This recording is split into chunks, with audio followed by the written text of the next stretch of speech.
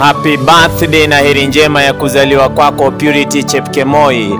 Hakika itaishi kukumbukwa siku kama ya leo tarehe 7 Mei kila mwaka. Binti mrembo kindaki kama wewe, hata ambaye ubwabwa kumtoka shingoni mwake ulizaliwa. Sikilize Purity kutoka kwa tasnia mzima ya sauti ya dhahabu. Ruhusu leo tukusherekee kwenye siku hii yako muhimu na adimu sana maishani mwako. Kutoka kwa familia ya Bwana Peter Ngeno na Bi Sara Ngeno alizaliwa binti huyu, na mzungumzia si mwingine ila unayemtazama kwenye picha hizi. Safari yake ya elimu ilianza katika shule ya msingi ya Kabisengo, na baadaye akaendelea na masomo ya sekondari katika shule ya upili ya St. Michael. Baada ya kukamilisha elimu ya sekondari alijiunga na chuo cha TVET, ambako kwa sasa anasomea kozi ya huduma ya mgonjwa yani patient care na huduma ya dharura ya kwanza yani first aid emergency care. Mbali na taaluma, Chepkemoi ni mtu wa imani ya dhati. Ni mshiriki mwaminifu wa kanisa la African Gospel Church yani AGC, ambapo anajitolea kama mwalimu wa shule ya Jumapili.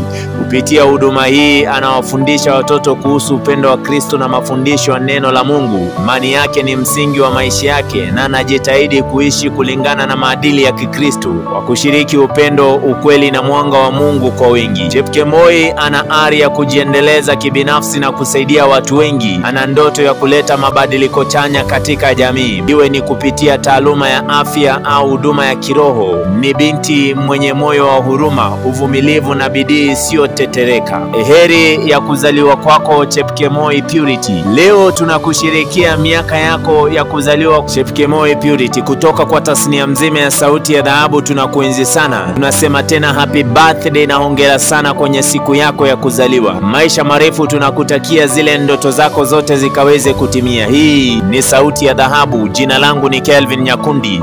Hakika ipo siku Afrika na dunia mzima bila shaka itafurahia kwa sababu yetu. Shukrani. Kumbuka tunakupenda sana.